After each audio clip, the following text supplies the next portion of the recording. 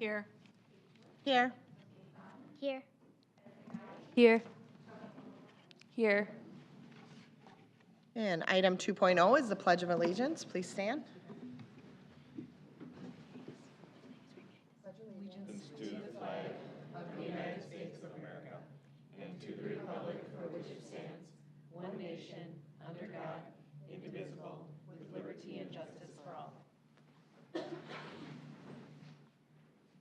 Item 3.0 is the approval of the agenda.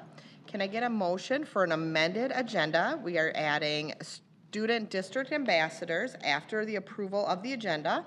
And then we are also adding 7.4, the tentative agreement with United Teachers of South Washington County. So moved. Second. Moved by Sharon, seconded by Simi. All those in favor? Aye. Thank you. Okay, next, Superintendent Nielsen will introduce our student district ambassadors. Thank you. As I always share, it's a great day when we have students down here at District Service Center, and it was even a greater day today because today was a taste testing for nutrition services. And so, 5-6 hours ago, there were a lot of food crumbs in this space, but we vacuumed them up.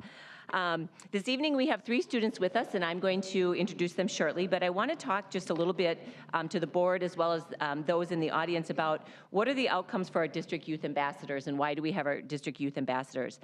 First of all, we want to make sure that our students develop a better understanding of the district and the important work that is being done. Many times students just take a look at their own school. Many don't realize that we have 16 elementary schools, 4 middle schools, 3 comprehensive high schools, and so try to give them a lot of perspective about the district. In addition, serving as a voice for the district, sometimes that means as students they're clarifying information, they're providing facts, and they're asking questions and bringing information back to the district. They represent the views and perspectives of their schools. And they share the wonderful things that are being done across the system. It's also an opportunity, this evening certainly presents one of those, to develop leadership and communication skills. There's a lot of excitement to be part of the school board and come here. And then, of course, this evening representing the student voice at school board meetings. So we do this a little differently depending on the age of the student. And so we are this evening, the students will introduce themselves, and they're just going to talk a little bit. I prepared some questions based off of conversations we've had at the meetings, but they kind of get to choose. But when it comes to Sophia, our elementary student, I will be helping with some questions that she's going to answer. I do want to note she does have a little friend. Sophia, do you want to start by sharing your little friend that came with us? Yes, I bring my Squishmallow Marlin here. She comforts me when I need her to, and it helps me a lot when I get scared or when I'm at home or if I'm at school and something that stresses me out gets me very stressed. I like to hug her, and I have a bunch of my other Squishmallows that I do the same with, but some of them are too big to take to school. Sophia may have said to me she was going to bring her other Squishmallows, and I thought there might not be room up here. So in order to get Sophia just a little comfortable with the mic, and Sophia, when it's your turn, we're going to talk nice and big. But we're going to start with Tomi. And so Tomi, would you start us off? We have Tomi with us, we have Bez with us, as well as Sophia. So Tomi, if you would introduce yourself, and then Bez will move to you next. Hi. Ooh. Hi. I don't know if this is on, but I think press it again. I don't think It's supposed to be no color. okay, no color. Sorry. There you go. Look there. My name is Tomi Omiwade from Woodbury High School. And yeah, I just wanted to talk a little bit about student ambassadors at my school. It's different grade reps and myself for the seniors. So on that level, we kind of bring together the discussions that people have from school, so different students of different grades, and it's kind of a fun thing because there'll be people from my classes or anywhere in the hallways that are like, oh, my math class is cold. Can you talk about that in your meetings? Or I didn't like lunch today. Can you bring that up? So it's kind of fun to be someone who gets to bring our input to the meetings. It's really special to get to talk about what we do at school and bring that here. I feel like being a student ambassador, being a district ambassador, it kind of makes me feel like, and other students as well, we're actually being listened to. I think sometimes as students, we kind of just feel like, yeah, we're coming to learn, but we don't really have a choice in the matter, whether it's early or late or whatever it is. But when we do get to bring our voice and talk about what we're doing, it's a lot more important. It makes me care more about what's going on in school, and just coming to the district center is really special to me as well. And then also being a senior this year, it's kind of more nostalgic for me looking back and getting to meet the middle schoolers and elementary schoolers. I have a little sister who's in middle school, so it's that much more important to me to make sure the things that are happening in the district are things that are going to reflect positively on her and the younger students here. So it's really special for me as a senior, leaving the school and having like all these last experiences and still having a great time and seeing that good things are being done for the younger students. So yeah, it's really great being a student ambassador, and I recommend it to future kids. So She's a salesperson too. And Tomi, is this your second year with ambassadors? yes, this is my second year being a district ambassador. So Tomi has had the chance to speak before in front of the board, so she's a little polished there. She's got it down. We're going to move next to Bez. And again, for the students, I had prepared some questions, and so you may hear some different things. Bez was one of the only individuals here today that was able to try out some of the different food samples. So she's going to go into that maybe a little bit more. So Bez, go ahead. All right. Hi, my name is Bez Zagai. I'm an 8th grader at Cottage Grove Middle School. I definitely enjoy being a student leader because I get to talk to other students that are around my age and that go to middle schools that are like around my district. And I get to like learn and meet about people that like make important decisions that go on in my school and that are like enforced there. In our first meeting, we talked about the ripple effect and generosity, and they sent us an assignment to talk about one act of kindness in our next meeting. And we came up and talked about like, oh, I like held the door open for someone today, and it was just like, oh, like I made pancakes for my family, and it was like really nice how those simple things can be like can affect other people. And in our second meeting, we talked about how we felt our voices being heard in school, and we just talked about how we felt motivated to learn by like, either like liking the teacher, liking the class, or, just basically how you've done in that class. And today we tried some taste testing, and I gotta say one of my favorites was definitely the chicken and waffles because they brought that out, and I was just like, wow. Real good. But there were some that I didn't enjoy as much. One of them That won't show up on our menu? Is that what you're won't saying, show up Bez? on our menu. That's what our students said, and what were those items? One of those items were the taco triangles because the bread was just kind of dry. There was barely Whole any grain. flavor. It just tasted whole grain all throughout. And another one was the tuna melt. There was a few that liked them. There was a few, so that may or may not show up. And another thing, going back to the positive foods, another thing I really enjoyed was the cool tropic slushy because not only did it taste good, but it was also like healthy and fruit and vegetable based. So that was really nice. It was interesting when we asked the students when they brought in tuna, how many students had never tried tuna? I want to say like a third of the students had never tried never tried tuna, and some of them just the smell didn't like go well with them. So that was a great experience for many of the students. Thank you, Bez.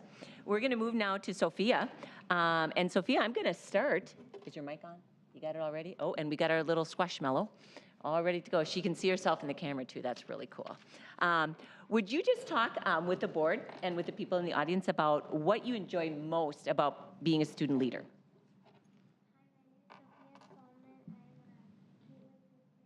Valley Crossing Elementary School. I really like doing student ambassadors. This is my second year doing student ambassadors, but this is my first year doing the district youth ambassadors.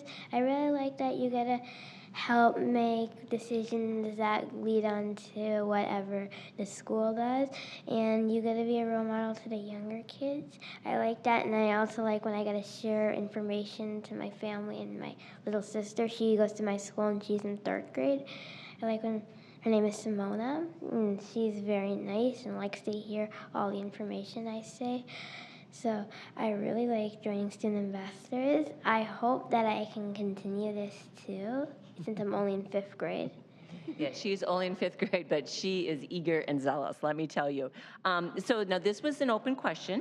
What is something, Sophia, something interesting that's happening at your school? Today, we found Taylor Swift became the person of the year today, and everybody, including me, well, most of the girls in my class, we dressed up as the different eras to school, and I really liked it. And so Others did too. some of the teachers did too? One of them, Okay. And so, Sophia, what's your favorite song? I don't know, there's so many. Oh, there's just way too many. Okay, we'll keep on it. So, Sophia, as Bez said, at our first meeting, we talked about the ripple effect and generosity and kindness.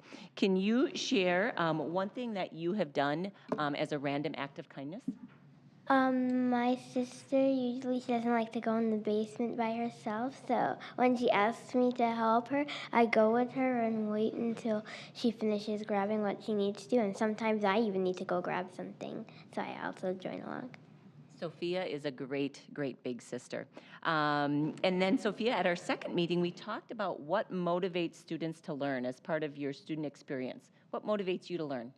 When the teachers make the learning fun, I like when the teachers make the learning fun. I don't like when it gets too boring, but I like when they do fun activities, like how we're doing the Light Up series this year. They're teaching us activities in a fun way, and I really like it. And Sophia, you also talked about one of the things that brought you joy was a zoo project that you did. Can you just talk a little bit more to the board about what that zoo project was?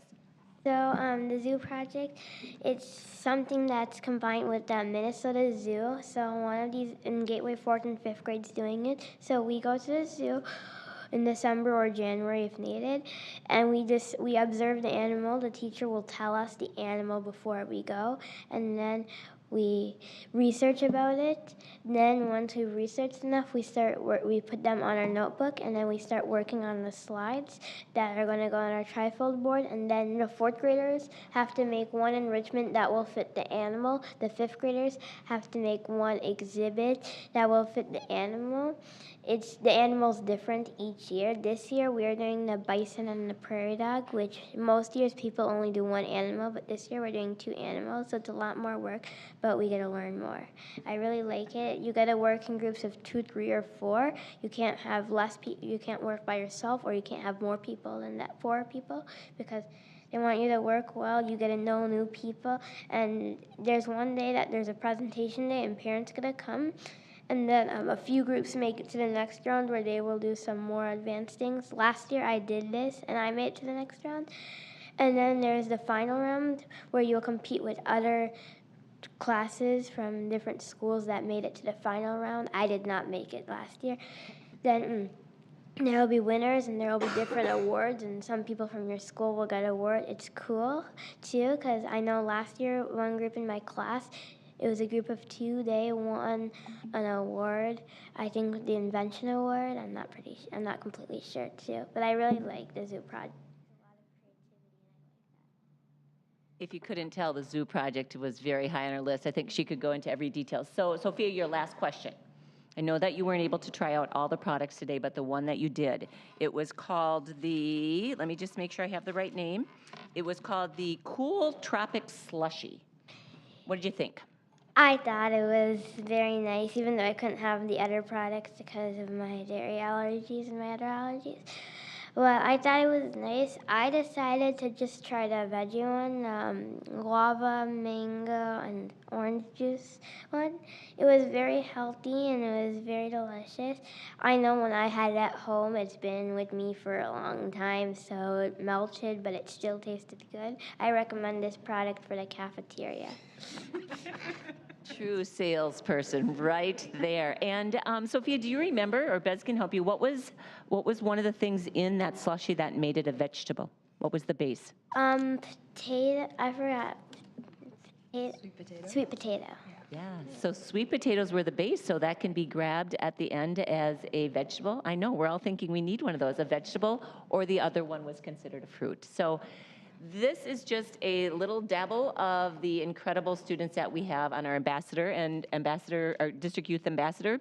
And each meeting moving forward until May, we will have additional students coming back to share the work that we're doing. And so let's give a round of applause to all three of our students. Thank you. And board members, if you have any questions, they are welcome to answer a couple. Nice job. Yes, thank you all. So you said you didn't like the tuna? You gotta try sushi first. That's the only way to eat tuna. I'll think about it. Okay, next is 4.0, comments to the board. The board will not respond to or discuss comments, character abuse, or specific complaints identifying staff, students, or task force members will not be permitted. The superintendent may be asked to prepare a response to your concerns. Each speaker is permitted to speak for up to 3 minutes in total. At 3 minutes, the microphone will be turned off, and we will move on to the next agenda item. We do have one person signed up tonight, and that is Linda Stanton.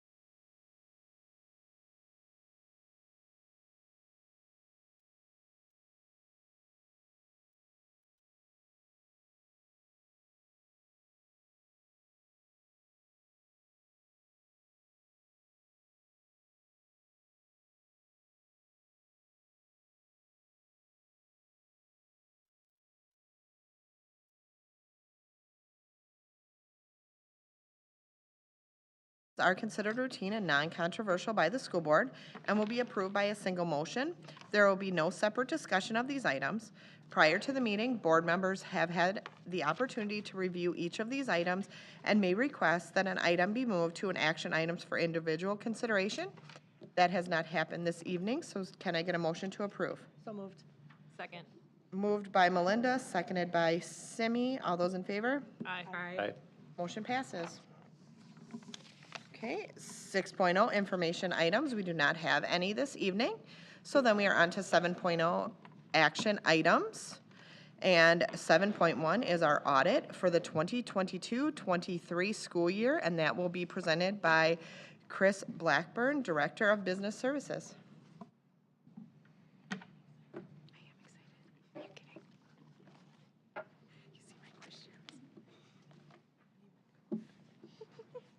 Thank you. Good evening, Chair Schwartz, members of the board, Superintendent Nielsen, and student ambassadors. Exciting to see you this evening. I know Simi is personally excited about the audit. I saw her smiling as I walked up. I'm still not quite used to coming up for these presentations. I feel like giddy like a schoolgirl might be appropriate. Dan is not with us this evening. He's on a well-needed vacation, although as he was leaving, he did say, calculator. You're welcome, Simi. I had to have a joke, and Simi told me last night, she said, do you know what, I've been watching this thing, and there's this joke, and I mean, calculator, just saying. It's not quite as good as a Dan Pyan joke, though, so I'll tell him I'll work on that. So this evening, thank you again. The first item that we are addressing is the audit for the 22-23 school year. Erin Nielsen, a principal at MMKR, will present the information relating to the annual audit of the district financial statements for the fiscal year 22-23. The district again received an unmodified or clean opinion. Full sets of the financial statements are attached to the board agenda and also are available on the finance section of the district website. The district will again, or already did, apply for the Certificate of Excellence in Financial Reporting, which is given an award given by the Association of School Business Officials International, or ASBO International. Last year we received the award for the 17th year in a row.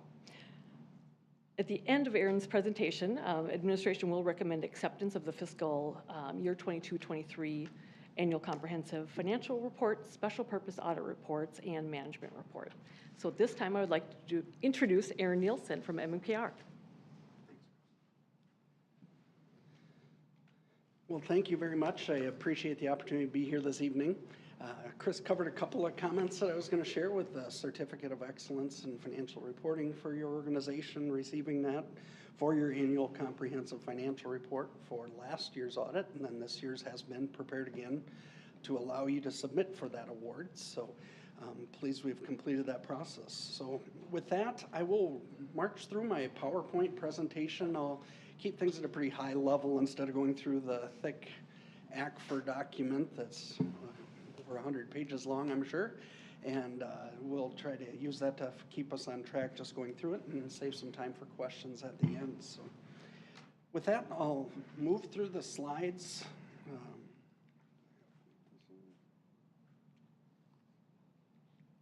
There we go. All right. So as mentioned, my name is Erin Nielsen. I'm with the independent accounting firm of MMKR. And tonight I'm here to share the results of our audit of your financial statements. So we've issued what is known as an unmodified or clean opinion. So the financial statements fairly state your financial position at June 30th, 2023, and the results for the year then ended. We noted we again had to implement new GASB standards this year with a new GASB on leases last year, a new GASB this year as we're up to 96 now. With regard to subscription-based information technology arrangements, so your SBITAs as they're commonly referred to. With regard to the internal control and compliance required under government auditing standards, we're pleased to report you had no material weaknesses or instances of non-compliance with regard to that testing.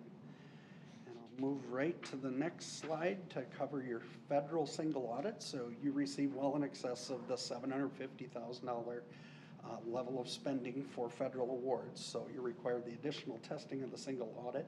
And we're pleased to report you have a clean opinion, or that CFA, or Schedule of Expenditures of Federal Awards, is fairly stated. And again, we had no material weaknesses with the internal controls over compliance, nor did we have any instances of non-compliance to report for you. The Minnesota Legal Compliance is the Office of the State Auditor's Legal Compliance Manual that we're required to test for you. There's 7 broad categories with many tests inside of it, requirements that we look for. And again, we're pleased to report that we had no instances of non-compliance with any of that testing. So exactly what you're looking for with the results of our audit this year. The rest of my slides share with you some historical information, some current year information with regard to your organization specifically. We look at your adjusted ADM, or the adjusted average daily membership. Funding follows the number of students you served as a big component of annual funding for a school district. This past year, you served a population of about 18,770 students, and that represented an increase of about 197, or 1.1% this year. My next slide and the next several slides focus on the general fund. So your primary operating fund for your organization, the general fund. As you can see here, we've got 10 years of history sharing with you the cash and investment balance and the unrestricted fund balance, typically used as measures of financial health. We've also included a line for expenditures to use as a gauge for the size of the operation over that same period. So as you can see, the district has made strides in improving their financial health in recent years with that financial position, the cash and investment balance, and unrestricted fund balance. A deeper dive into the components of your equity we've included with this slide. So we look at the general fund equity components, or fund balances, and then they're broken down into the various categories of non-spendable, which captures inventory and prepaid dollars. So they're really set in how you'll be able to use those dollars. Restricted resources, largely operating capital, long-term facilities maintenance, basic skills, many categories that you receive state funding for typically.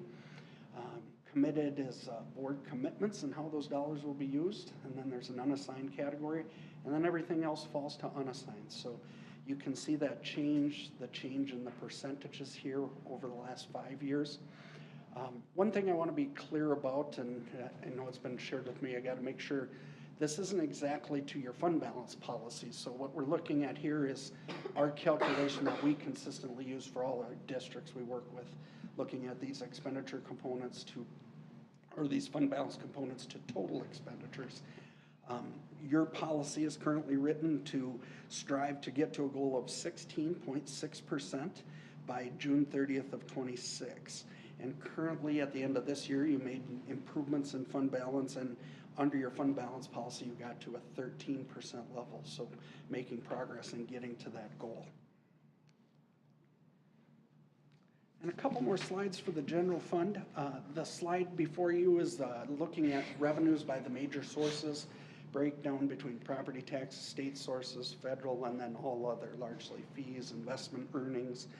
This past year, to give you a size of your organization, your revenues in the general fund were almost $285 million for the organization. That was about 1.8% over what was anticipated in the budget, and about 4.7% over the prior year. Common comment that I share with the school boards and the public is this graph really does show you where that primary source of funding comes from and how Minnesota school districts are dependent on the state and decisions made by legislation and how the funding increases will occur. So you can see state sources this past year made up about 69% of your revenues, and then that was followed by property taxes at 25% for your individual school district. This slide is a similar one to the revenues, but looking at the opposite side with the expenditures, a budget to actual to prior year comparison. Your expenditures this past year were less than the revenues, at coming in at about $280 million. They were just slightly over budget, about a half of 1%, so within half of 1% over budget, and about 6.6% more than the prior year. And I would say one of the components of them coming in over budget was the new standard and looking at other financing sources that finance those additional capital dollars that were over budget. So if you factor that out, they really offset one another and were within the appropriations approved by the school board. When we look at this graph again, it shows you how personal educating students are within the general fund and the dollars it takes to educate students. Common what we see here with your salaries and benefits making up the majority of the costs. Salary and benefits accounted for 75.7% of the general fund spending this past year. When we look at your expenditures for the general fund, they were up over the prior year, approximately 3.8% and about 2% under amounts anticipated in the budget there. So just for the salary and benefit component, I don't want to mix this up with the total discussion we just had. So with that, I'll move on to a couple of your other operating funds. So the food service and community service, I simply have one slide for them, but a couple of your other operations where we talked about your general fund with spending of $280 million. The food service operation, well, still a large operation for your organization, has $11.4 million, but you can see a smaller scale than in comparison to your general fund. This past year, you can see the fund balance was almost the same, just a slight decrease for the food service fund, ending with a fund balance of about 25.8% of those $11 million in expenses. On the community service special revenue fund, you can see there, looking back at a little history, that fund balance had dropped for a couple of years there. You can see it has increased the last couple years. And at the end of this past year, your fund balance in the community service fund was at 7.8% of their expenses, which totaled $14.6 million. So you can see that slight improvement there. Within the management report, we did talk a little bit about the community service fund has a lot of activity within it in various buckets. There's about 5 primary broad buckets, and currently 2 of them are in a deficit position. So I want to draw your attention to that to make sure that's part of the plan and how to proceed and be able to move forward and eliminate those deficits in the future. And then a couple more slides and I'll be through the presentation here. The internal service funds for your organization have been used. You have 2 of them, and you use them for certain severance and pension obligations for your organization. You can see the district has not been contributing to the internal service funds for many years. So you can see all the graphs here, and simply utilizing some of the resources there to finance those obligations. And we've talked with management and had conversations of one of the things you'll want to decide is this going to be something you want to continue on and begin to finance them to make sure they're operating as intended as internal service funds, or do you want to change how you're presenting them, possibly review them as part of the general fund operation? So you've got some options there, but wanted to bring that up as well so you can consider it and be mindful of those decisions as you move forward. And then my last slide, I wear you out up to this point with the general fund and all the various fund discussions. So to this point, we've been talking about how I feel most of the districts are operating, looking at the individual fund-based financial statements with the current resources available for programming and implementing educational programs for you. The current financial reporting model provides 2 presentations. You've got the short-term, the liquid resources in those funds, but we also have this district-wide or entity-wide presentation, which then allows us to capture your capital assets, long-term obligations. So you can see this past year, there was an improvement in the overall financial position, also not only on that short-term perspective that we talked about, but also on that entity-wide financial statement when we look at the long-term results. So driving that largely is you're paying off your bonds and your debt service fund at a faster pace than the infrastructure is being depreciated or the buildings are being depreciated. The unrestricted category, you can see the increase there was due in part to the general fund as well as due to the impact and change in the internal service fund. But the overriding driving factor there is with regard to changes in pension obligations. And you're meeting your requirements and all the needs there, but that will fluctuate significantly with how the market's doing, how those pension plans are reported. But they have separate audits, and it's simply your requirement to show a proportionate share in your financial statements.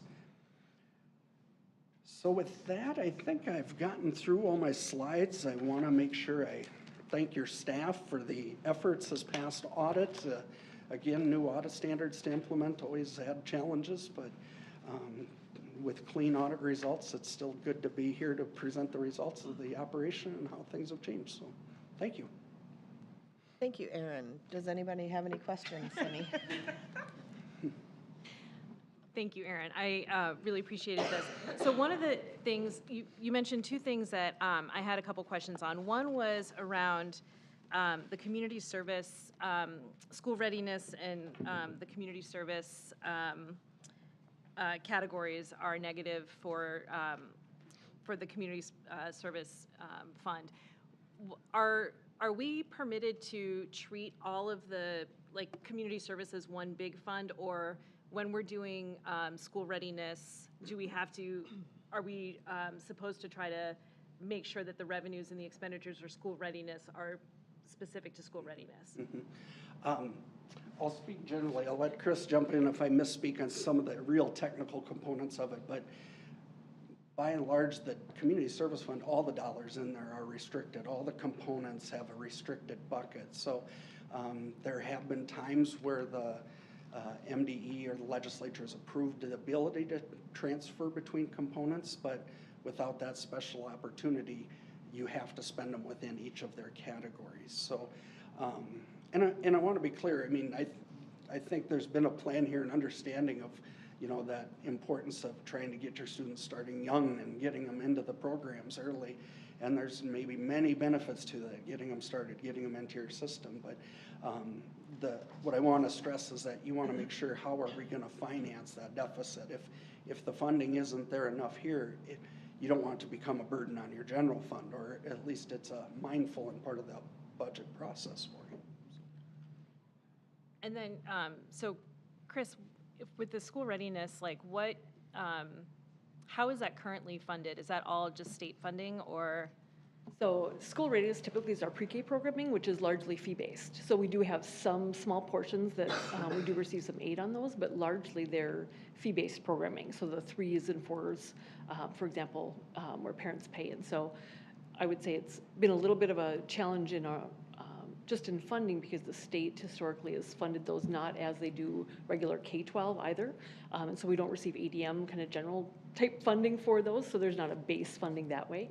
And so that's that challenge, right? That we don't want to make it so unaffordable either, but while we're providing licensed teachers in those classrooms too. So it just becomes a financial challenge that we just want to make sure that we're aware of. And we've kind of been creeping a little bit to try to offset that each year, but I think Erin's just trying to make sure that we're aware that that's, when I used to audit, I oftentimes would say, this is our reminder of some of these things once a year, because sometimes they don't always come just directly in front of the board, so. Thank you. My second question was around the internal service fund that you mentioned. Mm-hmm. I'm just trying to find my Post-it notes. So we have not been contributing for some time. And this is, can you remind us, this is just for severance and stuff for employees. This is not based on this is not the pre-1991, post-1991 thing. This is just. Yeah, it is not like the PERA or the pension TRA obligations for you. It's your own local district plans for paid sick leave upon retirement if they meet eligibility requirements. And then there's also, with eligibility requirements, part of it is under a pension of a specific dollar amount. So what are the implications of bringing that into, because you mentioned either keeping it as its own dedicated fund or just absorbing it within the general fund. So what would be the implications of absorbing that within the general fund? Sure. It wouldn't change the obligation for you. Obviously, you've made those contractually. It would change how they're presented because of that modified accrual versus a full accrual fund, which internal service funds are. Internal service funds are meant to be self-sustaining and break-even operations, so that's where I'm getting concerned. If you don't start contributing and you're simply drawing it out, it's not really meeting that intent unless you fully fund it. If it wasn't in a negative position and it was zero equity, then I'd say you wouldn't need to make contributions. You've met your need there. But if it keeps continuing to go to a deficit position, my concern would be, would it be viewed as not a proper internal service fund by GAAP? So that's what triggered my comment. With regard to your question, what would it change?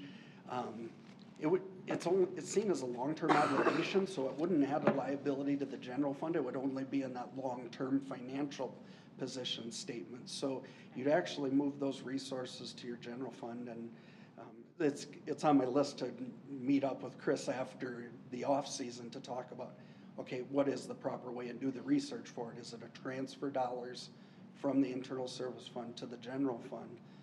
But that would come with some planning where I'd say you'd probably want to, are you going to assign those dollars for that particular purpose that they were set aside for before? Within the general fund itself? Within the general Okay. fund. Chris, have we thought about bringing this to CVAC? We actually, that's when Aaron and I first started having this conversation. I feel like we've had it for a couple years running now, and that this past year I said we really do need to bring this and talk about it there. So I think that's the perfect environment to start that conversation, would be at that, at CVAC, the next meeting, probably in February, so. Yeah, no, I think, thank you. That's all I was told not to ask him any questions. You can ask him anything. No, that's all I had for this part of the financial update. Thank you, I appreciate the questions. I don't want to get into too deep a detail on some of that, so I try to keep it at a big picture, but great questions, and I want to make sure you're planning for those changes. Thank you. Thanks. Anyone else have any questions for Chris or Aaron on this? No? Great job. Thank you, Aaron. Okay, 7.2, sale of bonds, and that'll be presented. Can I No? backtrack one moment? Yeah. I think we need a motion to accept Oh, the Jim results of the audit. Christmas. Yep, I forgot about that part. That's okay. I just got excited my first time being up here all by myself, and I was like, ooh, and at the end of this, rather than wait till Aaron. So thank you to Aaron as well for presenting again tonight. But again, at this point, administration would look for just a motion to accept the results of the audit. So moved. Moved by Simi, Second. seconded by Sharon. All those in favor? Aye. Aye. Motion passes. Okay, now we can do 7.2, sale of bonds, and that will be presented by Chris Blackburn, Director of Business Services. So I know Dan, now I kind of know how he feels when he's up here multiple times in a night. So thank you again for this evening. As you know, we have Jody Zesba with us this evening again to present. She was at the board meeting last time. South Washington County Schools held a bond election November 7th, 2023, the result of which we received the approval from our voters for authorization to construct $200 million in school expansions and renovations. So we're super appreciative of our community for that support. With question 1 was $160 million, and question 2 was with $40 million in the election. So the $200 million will be raised through 2 different bond sales, the first of which will occur tonight, or did earlier today, and Jody's here to discuss the results of such sale. And again, I'll just comment that this sale, in addition to the first $100 million of that bonding project, construction bonds, is also to have dollars for long-term facility maintenance program bonds and to refund bonds. So we were able to have some savings. So I will turn it over to Jody from Ellers, our financial advisor. Thank you, Chris. I don't get introduced with a joke, I guess. She used up the joke already. So I will go through the results of the bond sale. You should have a report from us hot off the press.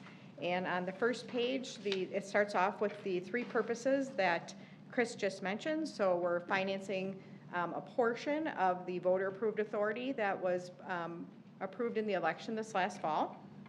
Your long-term facilities maintenance projects, generally we do that later in the spring, but to save on cost of issuance, we combined it with this issue. And then finally, refunding of your 2014 A bonds, which have a call date of February 1st of 2024. So exciting news, we've got lots of exciting news, but the first exciting news is that you did get an upgrade, 1 notch closer to where you used to be. So from Moody's, they upgraded you from a single A2 to a single A1. So we're glad to see some movement in that regard. And we'll talk about that in a little bit. You got 7 bids. So the next exciting news is the rate was 3.62%. And if you take a look at the second page, the overall true interest cost rate of 3.62, we were estimating 4.14 when we presented the pre-sale at your meeting on January 4th. At that time, I kind of signaled that rates had been coming down. We were hoping that they were going to stay a little lower than they had been this fall, and in fact they did. So really great to see that rate on your overall issue. So for the school building bond portion, so remember we've got 3 different purposes here. So for the school building bonds, that's your longest, that's going over 20 years. So the rate on that was 3.75. And we were estimating that at 4.24, but as part of the election, we had estimated that at 5. So Rates have been pretty volatile, and last summer when we put together the information, it was hard to know where things were going to be, so we try to be conservative so that we can meet the tax impact that you communicate to your taxpayers, and we are well below what we communicated then, so that's really exciting news. You also got a pretty big premium, so we'll be depositing about $9 million more to your project cost on the school building portion than we had planned, so that will be great too. The facilities maintenance bond is just a 10-year issue, so that rate is at a 2.76 as compared to we thought that would be 3.73, so well below that. And then for the refunding portion, that is a very short issue, so that rate is 2.7. We were planning on about a 2.93. And so instead of saving about $300,000, we're saving a little over $400,000. That savings goes directly to your taxpayers. You're not able to keep it for your budget like you would if you refinanced a home, but I'm sure they'll welcome having lower property tax levies over the years. So great to see that too. And then we always have a call date when we set up each bond issue. So this bond issue has a call date of February 1st of 2032 for your 33 and later maturities. You do have a resolution prepared by your bond attorney, and that will be the action you'll take tonight, but I'll quickly walk through some of the attachments. So the first attachment is your bid tabulation, and as mentioned, we got 7 bids from throughout the country, so lots from New York. So the low bidder was B of A, that was Bank of America, now they go by B of A, and that was a 3.62% rate. Next, closely behind was Jeffries at 3.6297, so very close. And then JP Morgan is next out of New York, followed by Morgan Stanley out of New York, RBC Capital out of New York, and then Wells Fargo bids out of their Charlotte location, and Baird out of Milwaukee. And their high bid was 3.7477, so very close bidding, and good to see that nice little bid that you received. The next schedules are updates to the schedules that we discussed on January 4th. So your sources and uses schedule, that's where you'll see the large premium that was received on all components of the bond issue. It allowed us to deposit more to the construction fund for your school building component and your facilities maintenance component. The premium that you receive on the refunding bonds is used to pay off those bonds. So we just issued $100,000 less in refunding bonds than we were expecting with the premium that we received. The next pages labeled Sale of the Attachments, page 4, starting with that, are the debt schedules. So the first one is the overall debt issue. The true interest cost is the rate that we award sale on. So within the yield statistics, you'll see that 3.62%. Attachments, page 5, is the school building bond portion only. Again, the TIC on that was about a 3.75. The facilities maintenance portion is shorter because that's the 10-year issue, so that rate is 2.76. And then the next schedules relate to the refunding bonds. So attachments, page 7, is your existing schedule. So you had rates of 3 to 3.5%.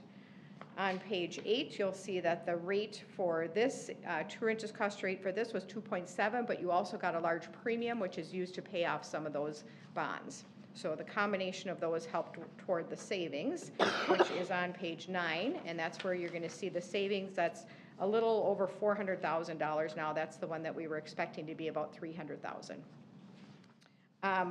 One of the reasons that we are saving a little bit more money too is you can see on attachments page 10, in the short time that we'll have the refunding bonds placed in escrow. Once we close on your bonds, we have to issue the call notice.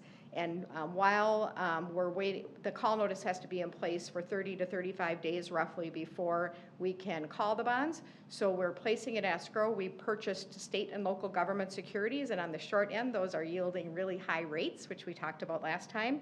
And in fact, you locked in at a 5.51%. So that's what you'll be earning on the short period of time that those funds are in the escrow account, which is fantastic. And those help toward your savings then too.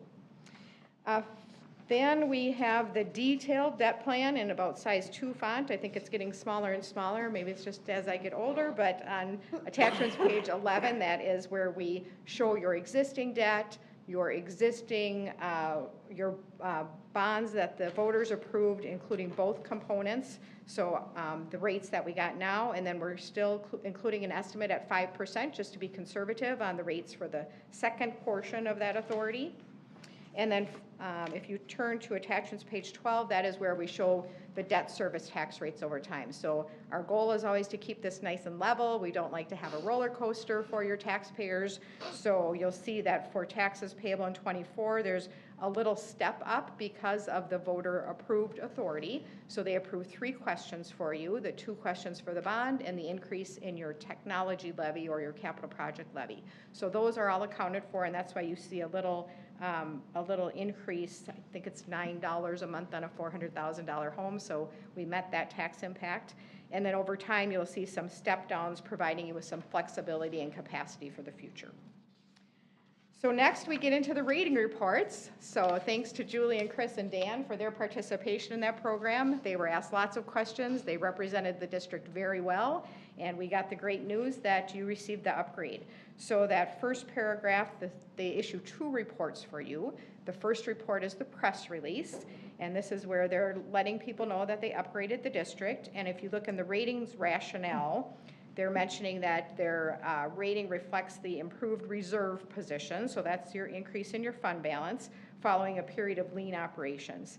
And they do mention that the district's leverage or your debt is moderate and will only increase slightly with upcoming issues. So debt was not a concern of theirs. Moving on to attachments page 14, you'll see they also talk about factors that could lead to an upgrade. So the goal, of course, is to continue to improve and move up in the rating categories. And they're mentioning strong growth in enrollment, sustained growth in reserves to be above 16% of operating revenues, moderation of the district's debt and pension obligations, and then they signal some factors that could lead to a downgrade also, but we won't talk about those. So then they have lots of different disclosures and legal information. So if you turn to attachments page 20, that's where the detailed credit opinion starts. And again, they talk about the reserves, while small compared to budget, have been growing and will continue to grow. They mention the same strengths that they mentioned in the press release. So I'm sorry, the strengths and the challenges are specific to your credit opinion. Strong local support for education through voter-approved debt and operating levies, strong local economy in the Twin Cities metro area, and stable enrollment. And the challenges are the significant amount of debt outstanding, and despite recent growth, reserves are below that of similarly rated peers. So the factors that could lead to an upgrade and downgrade are exactly as stated in the press release. On page 21, you'll see Exhibit 1 includes key indicators, and if you look at the financial performance, the available fund balance ratio, you can see was at 6.6% in 2020. They measure this differently than you would measure for your fund balance, so they count your general fund unassigned, your general fund assigned, your debt service fund, and then other certain reserves. So as you move across there for fiscal year 2020, they were calculating a 6.1, went up to 9% for 2022, and then 10.9 for 2023. So that's the percent that you want to compare to the 16 that they're talking about too. I know 16 is in your fund balance policy, but your calculation will turn out to be a little different than the way that they're calculating. So then they go through profile, detailed credit considerations. I'll point your attention to their credit scorecard, which we talked about a little bit at your January 4th meeting. So on attachments page 25, this is where they show you the different rating criteria, how you rank, the different weightings that they assign, and then ultimately what rating category you end up in based on each of those criteria. You'll notice that the scorecard indicated outcome is a AA3, but they decided to just give you a 1-notch upgrade at a single A1, but promising to see that AA on a report for you. So we're excited about that. So that is everything that I have. Happy to answer any questions that you might have regarding this report or the resolution prepared by your bond attorney for your action tonight. So can I get a motion to approve? So moved. Second.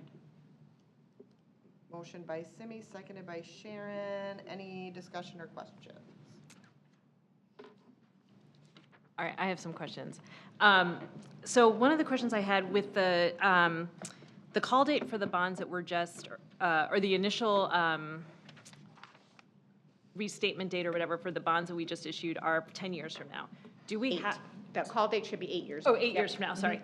Do we have to do anything in 8 years, or can we just let it ride? No, we're always looking at your outstanding bonds, any call dates coming up to see if you have the opportunity to refinance or refund and capture savings for your taxpayers. But the only other reason that a district might want to call the bonds is if they want to restructure their debt. Generally, we are calling your debt just to capture savings, and we're keeping the same term in place, not changing any of that, just locking into lower interest rates. Okay. And I remember when you had come, I don't remember, maybe a year and a half ago, you had mentioned that our bond rating placed, or our old bond rating placed us like in the bottom 25% of school districts in Minnesota. With this new bond rating, do you know where we are comparatively and what we would need to do to become, say, in the top 25%? So Moody's has ratings outstanding for Minnesota districts. 168 districts are rated by Moody's. There are some districts don't have debt outstanding, very few, but and some are rated by other rating agencies. So you have 68 districts that have ratings higher than you, and 36 districts that have ratings lower than you. You're in the category that Moody's assigns most commonly. So there's 64 districts at the A1 level. Oh, okay. And so one of the questions I had was, you know, looking at this, like the signs look promising for us to have future ratings improvements. But in looking at what at the methodology, and they talk about how we have our current debt levels are part of what is a drag on our rating. So how do we, or what is the, I guess, I don't even know if there's an answer to this question, but what is the, how do you improve your bond rating when you need to continue to issue debt because you're in a growing district?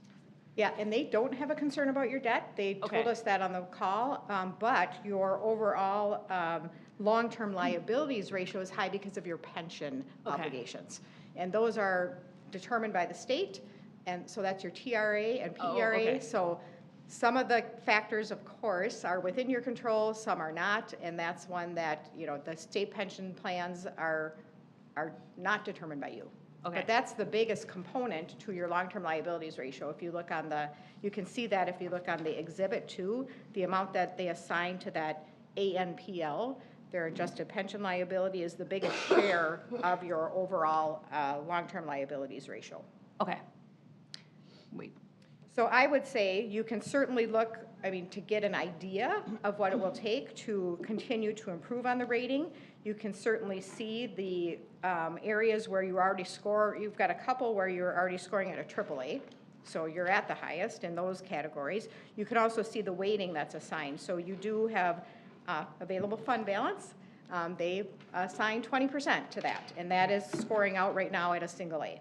Okay. So that's one to focus on for sure. And then again, you know, there's some that the enrollment trend is a single A right now, and that is at a 10% weighting. So hopefully that will continue to improve. And I would say also the long-term liabilities as you pay off debt, and you know, if you're paying off debt a little bit more quickly, that'll help. But not a lot you can do about that pension piece, and that's what's really driving that. So, yeah. Thank you. I have a question. So with us being the 6th largest district in Minnesota and looking at the different ratings, are we compared to all different districts, even real small districts, or how do we know like how the other 5 districts that are higher than us are doing compared to us? Yeah, so we do know that Anoka, Hennepin, and Osseo are larger than you. They both have AA1 ratings. Rosemont, Upper Valley, Egan is a AA2. Who am I missing? I don't know about Minneapolis and St. Paul specifically, but yeah, most of the metro districts have a AA in one of the AA categories, I would say. So the top AAA are Edina, Wayzata, Minnetonka. So, and then next at the AA1, there's just 2, Anoka and Osseo. But then most of the metro area districts for sure, and many of the regional districts like Rochester is a AA too. So I would say metro and larger regional areas generally have a AA rating in one of those 3 categories. Thank you. All I had. Anyone else have any questions? Okay, this is a resolution, so we will do a roll call vote. Dana? Sure. Yes. Yes. Yes. Okay. Yes. Yes. Yes. Okay. Great, thank you very much. Once again, we appreciate the opportunity to be of service to you. So glad we had such great results to present, and thanks to everyone who participated in the process. It's a lot, and we know that, and it doesn't go without being noticed. So we appreciate it very much. And Jody, thank you to you. Thank you to you and your team as well, representing the school district. You do a nice call on the job on the calls as well. Oh, thank you. So thank you. Okay, thank you. Good night, Judy.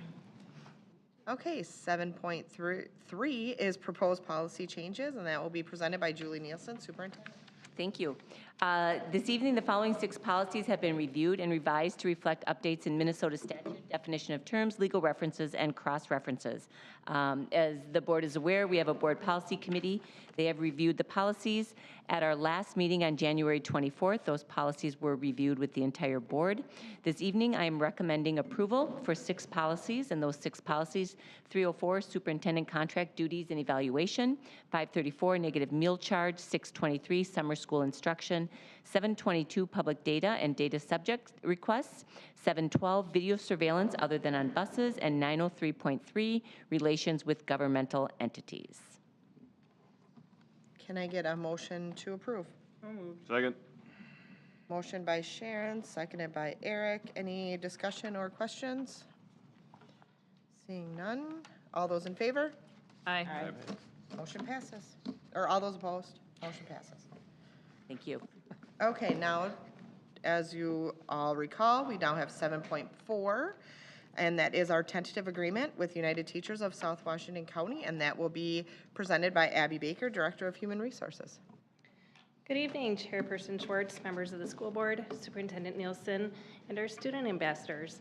Tonight I will present 7.4, the tentative agreement with United Teachers of South Washington County Schools.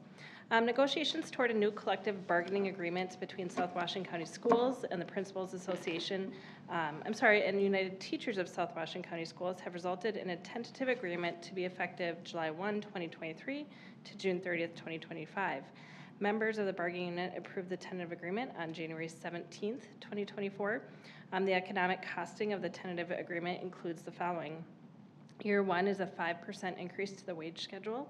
Year 2 is a 6% increase to the wage schedule. We adjusted steps to be from 18 steps to 15 steps. So we eliminated the first 3 steps, steps A, B, and C. And then we added longevity pay of $200 a year, and that will be capped at $7,000 when employees reach step R, which is the final step. For health insurance, as of January 1, 2024, it'll be full single coverage on the high deductible plan, a 10% increase of the district contribution on family copay plans. As of January 1, 2025, it'll be a 10% increase of the district contribution on the high single high deductible plan, and then a 5% increase of the district contribution on family copay plans. Some other notable contract items would be increasing the Schedule C base point to 142, a 5-step salary schedule for ABE teachers, increasing the subpay during the preparation period to $50 an hour, and then allow for alignment with a school for the transfer article, and that will create some consistency with staffing in our buildings. And so we recommend approval of this contract. Can I get a motion to approve? Second. Moved by Melinda, seconded by Sharon. Any questions? Abby, could you tell us what AB, whatever it is? Yes. ABE. Yep, our adult basic education teachers. And so with recent legislation from the last legislative session, they now receive continuing contract rates. Thank you for the clarification. Good question. Abby, what was the subpay prior? Yeah, so it this? is the voucher rate, which is $30 an hour. 30. Okay. Yeah. I couldn't remember. I thought it was like 28 to 30, but I've done the negotiation thing for a long time, and I think we moved it, so I'm like, I wonder what it was just now. Okay. Any other questions? Yes. Yeah, I have a question. Is there anything within this contract at all that's related to outcomes of students? There is not. No, it's a salary schedule and advancements based on education, lane changes, and steps for longevity. Okay, but not like student performance or teacher performance and student outcome? Correct. Very good. Any other questions? Okay. All those in favor? Aye. Opposed? Motion passes. Thank you. Thank you, Abby. Okay, and now we are on to 8.0, our superintendent report. Thank you. I think our students, it's almost bedtime. Right, kids? Yes? It is almost bedtime. We've got school tomorrow. Just a couple of reminders, announcements for the board as well as our community. First off, the board was made aware in some of our families that we did have to cancel some transportation routes. And the reason that's important is because obviously the people who it impacted, they realize it, but as a system, we continue to struggle with providing the same level of service with a lot less drivers. And so we know that as a board, administration has been talking about a plan and what adjustments need to be made.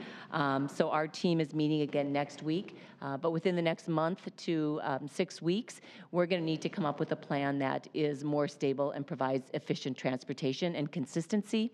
It's really difficult during this cold spell to say, you know, on Tuesday we did have transportation, but Wednesday, Thursday, and Friday we had to cancel a number of routes and runs.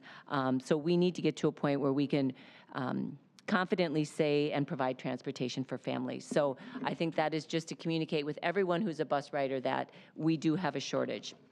The second item, yesterday I attended a Central Park construction kickoff.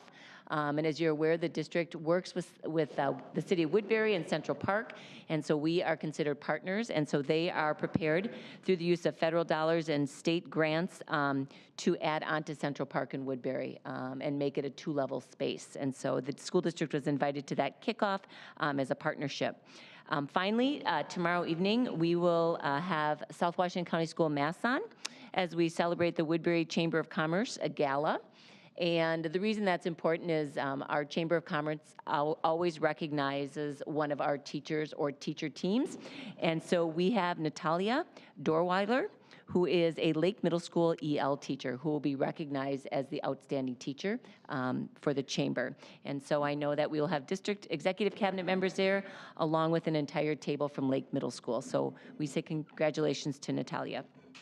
And then finally, as a reminder, January 29th, which it's hard to believe we're already talking about the end of the month, is a professional learning day for our staff, so there will be no school. Okay, and now we are on to 9.0, future meeting dates. Our next meeting will be February 1st, 2024, here at the District Service Center, and that is a school board workshop meeting. And then February 22nd, 2024, also here at the District Service Center, a school board business meeting. Both of those will be held at 6 p.m. We want to say again, thank you to our student ambassadors for coming out in the cold tonight to be here. And then we are on to 10.0, and we are adjourned.